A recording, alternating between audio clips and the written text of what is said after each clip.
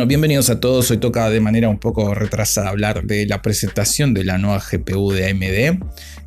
Hay bastante para hablar sobre estas gráficas. Me gustaría arrancar hablando un poquito de esta gráfica que usa chiplets. La primera gráfica de AMD en usar esto. Voy a hacer un video hablando de los chiplets en profundidad, pero en líneas generales es una forma de abaratar costos en la fabricación que se puede traducir en un costo menor para el usuario o una mayor recaudación para la empresa. Todo depende del precio final, que ya voy a hablar sobre esto, y obviamente en este caso mejor rendimiento. ¿Cuál es el problema de estos chiplets versus el monolítico que se usa por el momento como estándar? Bueno, digamos que la GPU está compuesta por varios componentes y cada uno hace un trabajo diferente, pero de manera coordinada. No hablo de la tarjeta gráfica, hablo del procesador de la gráfica, la GPU. Entonces, si usamos monolítico, mejora las latencias internas, pero tiene un pequeño problema, y es que no todos los componentes escalan al mismo nivel. Es decir, cada parte de la GPU no siempre acompaña al potencial de manera pareja cuando se mejora el rendimiento, y esto venía siendo un problema, pero mucho menor que el de los chiplets, que generan muchas más latencias porque al no estar todo como en la misma cápsula, por decirlo de alguna manera, las latencias son mayores. Todo esto hasta que TSMC logró crear una manera para que cada uno de estos componentes escalen casi de la misma manera y acompañen en el rendimiento sin generar cuello de botella de manera interna, y lograron tener una gráfica con un costo de fabricación más económico y un rendimiento similar al que tendría sin chiplets, incluso mejor. También se mejoraron las velocidades de Infinity Fabric, que es la manera en que se comunica el bloque de componentes. Ahora, algo que me pareció curioso es el enfoque de la presentación. La nueva arquitectura RDNA 3 tendrá una mejora por vatio del 54% en comparación con la antigua arquitectura, y mostrando un poco cada una de las características importantes. Tiene una frecuencia boost de 2.5, pero interesante saber que esta arquitectura permite llevar la frecuencia a 3.0 según AMD y en sus laboratorios, pero quizás tengan buen overclock, habrá que ver. Hablando del apartado técnico, dejo una imagen para que vean, y mientras tanto sigo con la presentación de AMD. Lisa Su arrancó casi diciendo que estas gráficas están orientadas al público gamer. Parece una pequeña patadita a Nvidia, que parecería estar más orientado al público profesional, pero obviamente sin descuidar el apartado gamer. Pero en la presentación Nvidia parece olvidarse un poco del sector gamer, y creo que Lisa Su quiso remarcarlo con esa frase. Esta gráfica viene con el enfoque en mejorar el rendimiento por vatio. También descartó el conector de 16 pines que está usando Nvidia y que da problemas, aunque he de decir que esta decisión fue tomada antes de los problemas con este conector. Por otro lado, algo que mejoraron bastante por lo que se ve es el trazado de rayos. Según sus datos, mejoraron el rendimiento y las instrucciones con respecto a su anterior generación. No creo que tengamos que esperar a que esté por encima de Nvidia en este aspecto, pero es una mejora muy grande para los que les gusta el trazado de rayos. En lo personal me da un poco igual y depende del juego. Otra cosa que metieron un poco de cizaña, pero esta vez creo que están bien fundamentadas. Estas gráficas contarán con DisplayPort 2.4. Hablaron de los beneficios de este puerto, que te permite una resolución de 4K a 480 Hz o en 8K a 165 Hz. ¿Por qué veo fundamentada esta otra patadita Nvidia? Bueno, porque la 4090 trae DisplayPort 1.4 que puede llegar a 4K en una frecuencia de 240 Hz y en 8K a 60 Hz. En el puerto HDMI de la 4080 ocurre lo mismo, y esto se nota mucho en juegos competitivos, que sí, en el rendimiento van a haber 300 o incluso 400 FPS a 4K, pero el puerto está limitando la cantidad de cuadros que recibe el monitor, y esto es por no poner un mejor puerto. Entonces es casi una perlita de Nvidia, un error bastante surrealista, diría yo, porque intentaron ahorrar donde no era necesario. Pero bueno, AMD no tiene la potencia de una 4090, pero ni Sport tendrá mejor rendimiento gracias al puerto. Algunos me dirán, no existen monitores todavía. Bueno, pero si compro algo de gama alta, me gustaría que esté preparada para lo que viene. Los que compran una Z690 o una Z790 no hacen uso del PCI Express 5.0, pero está bien que lo incluyan porque es la tope de gama de las placas base y lo mínimo que nos deberían dar es lo mejor que existe en el mercado. Aun cuando no lo uses, porque al fin y al cabo lo estás pagando. Entonces me parece bien que AMD opte por el 2.1 y me parece un error muy grave que Nvidia use el 1.4. Por otro lado, algo que no termino de entender bien es el nuevo motor llamado AMD Radiance Display. Entiendo que mejora la profundidad de colores, llegan a 12 bits por canal, a mayor tasa de refresco frente a su generación anterior, pero supongo que esto es más para editores de video o diseñadores de render 3D que necesitan ver mayor rango de colores. De momento no es algo para gamer, pero tampoco se necesita más de 60 Hz en la edición de video, entonces realmente no termino de entender el beneficio aplicado al mundo real. Algo que me llamó la atención bastante y por fin implementaron algo en este apartado es el motor multimedia dual. Este motor admite codificación y decodificación para GBEC en 8K a 60 Hz, tranqui, todavía no viene lo bueno, porque también permite codificación en AV1 y ofrecen una gran ventaja frente a su antigua arquitectura que lo hace por software. Ahora trae hardware dedicado para streaming y para edición de video, pero no termina acá con respecto al streaming. AMD integró la tecnología Xilinx Context Adaptive Machine Learning, sin nombre corto. Esta mejora la calidad del texto para resoluciones bajas o bitrate muy bajos. No le encuentro sentido a esto en esta gama de gráficas, pero en la gama baja de AMD creo que esto da una mejora muy interesante a la hora de hacer streaming, porque puedes tener el juego a una resolución no tan alta y sin que se vean los textos muy borrosos. Así tener potencia sobrante para lo que sea que necesites hacer y para aumentar más o reforzar más, mejor dicho, este enfoque de que sus gráficas sean viables para hacer streaming. AMD colaboró con OBS para mejorar la calidad de la transmisión de video, así que un punto muy positivo para AMD en este apartado.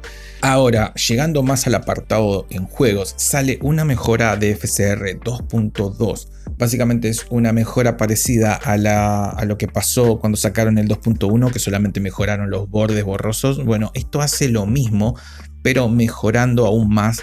Y hablando de FSR, vamos a tener FSR 3.0 y es una mejora bastante sustanciosa con un rendimiento que duplica a la anterior generación de FSR 2.2 según AMD. El problema es que hasta donde leí no se sabe si será compatible con las antiguas generaciones de gráficas. Y esto me hace dudar un poco porque me da la sensación de que verán cómo responde el mercado. Si ven que sus gráficas antiguas se estancan, supongo que lanzarán FSR para todos y si no, solo serán compatibles para las nuevas generaciones. Yo porque soy un mal pensado, una vez me dieron un consejo de desconfiar o mal pensar de todo y te vas a equivocar menos, y al final esta persona tenía razón. Entonces lo que digo de AMD no lo confirmo y según ellos están haciendo todo lo posible por implementar esta nueva generación de FSR 3.0 para todas las gráficas. Y por más que sea un mal pensado, realmente no tengo de dónde agarrarme para pensar que lo que dicen no es cierto, porque hasta ahora todas sus tecnologías dan soporte a gran cantidad de gráficas y en este sentido nunca fueron de limitar al usuario como sí lo hizo Nvidia con su DLSS 3.0 y otras tecnologías que después se vio corriendo en una gráfica RTX 2060 o 2070 sin modificar demasiados parámetros para que funcione. Ojalá sean compatibles con todos y creo que debería seguir siendo esa la estrategia, filosofía o enfoque, porque muchos se preguntan cuál es la tecnología más usada, si el DLSS o FSR. Algunos tienen la idea equivocada de que es el DLSS, pero la tecnología de rescalado más usada en juegos es FSR. Y esto lo comprobé yo haciendo dos cálculos en una hoja Excel. Ahora se los voy a mostrar, pero miré la encuesta de Steam, agarré las 15 gráficas más vendidas y las gráficas que usan FSR son más que las que usan DLSS. Pero eso no te da la cantidad real y por eso sumé el porcentaje de usuarios que tienen estas gráficas y me dio que FSR se usa en un 29% frente a DLSS con un 24%. Y ahora diré dos cosas. En la tabla no existe ninguna tarjeta de AMD, son todas de Nvidia. Aún así gana la tecnología de AMD, y a esto le tendríamos que sumar los 43% restantes de gráficas que la gran mayoría puede usar FSR pero no DLSS. Así que sí, FSR es la tecnología de rescalado que ganó más terreno, y si AMD quiere seguir en ese camino debería hacer que el FSR 3.0 sea compatible con más gráficas. Dicho esto, sigamos con un apartado que no fue el que más me gustó, pero es una mejora que saldrá a mediados del 2023, y es el AMD HyperX. Esto es una especie de automatización de 3 opciones que ya existen en los drivers de AMD, que es el Anti-Lag, Radeon Boost y Super Resolution. No sé qué mejora 3 reales, aparte de que van a venir preactivados y funcionaría aparentemente en coordinación. Y esto quiere decir que antes no funcionaban igual.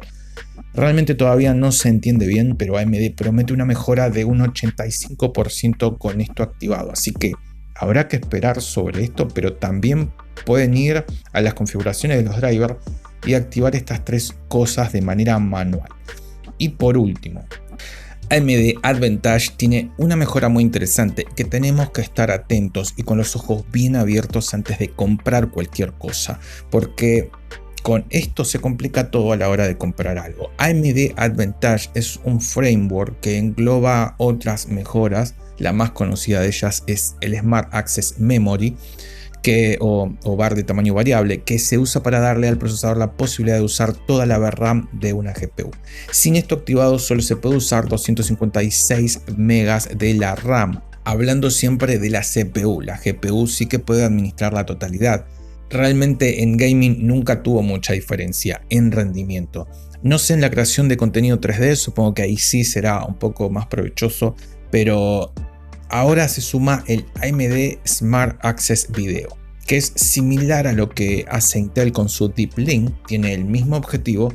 Cuando estamos con cargas de trabajo en edición o decodificando, hace uso de la GPU y de la iGPU. Esto mejora el rendimiento y bastante, pero al igual que Intel, estas tecnologías necesitan tener el paquete completo de cada empresa, es decir, una gráfica y una CPU de la misma marca. En el caso de AMD, que es el tema del video, necesitamos la nueva generación de procesadores junto a estas gráficas. Esto es un enfoque muy interesante que voy a seguir de cerca, y voy a hablar un poquito más ahora cuando haga el análisis al final del video. Con respecto a lo que consume, no estoy de acuerdo con lo que todos están diciendo que son mejores en consumo. Que están comparando los 355 watts con los 450 watts de la 4090, y si vamos a comparar con la 4080 tendríamos que comparar todos los apartados con esta, y consume muy similar, 355 watts y la de Nvidia 320 watts. Teniendo en cuenta que está un poco por encima la de AMD, creo que se justifica esa pequeña diferencia, aparte de que trae más cantidad de VRAM. Igual la VRAM consume muy poquitos vatios, y habría que ver si realmente la diferencia está ahí. Entonces, en cuanto a consumos, están muy parecidos, no lo veo gastando menos, está dentro de los parámetros normales para la gama alta. Por último, mi opinión de todo esto.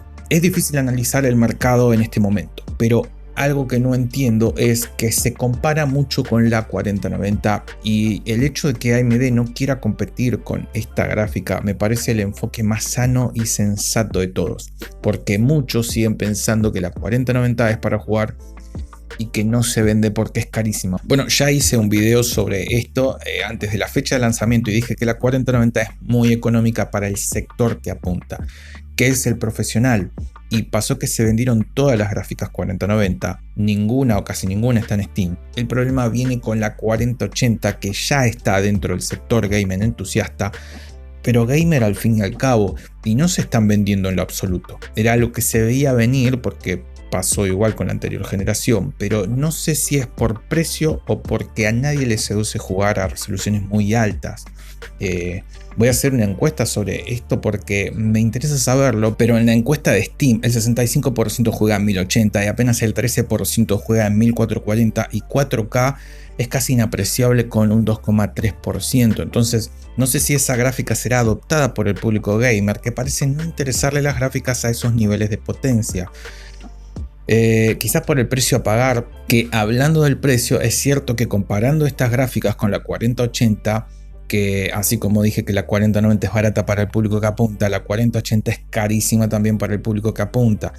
Y si no me creen, te vuelvo a repetir, la 4090 se está vendiendo sola y la 4080 no la está comprando nadie. Pero comparando la 7900 XTX con la 4080 de Nvidia, tenemos una diferencia de precios de $200, que no son pocos, pero considero que AMD no es súper barato, sino que está a precio. El problema es que Nvidia tiene los precios de la 4080 tan inflados que percibimos como si fueran mucho más baratas, pero de manera personal considero que ese debería ser un precio de referencia en la gama alta gamer. Todo esto que les digo es porque no sé si el público va a comprar esta gráfica solo porque está a $200 menos.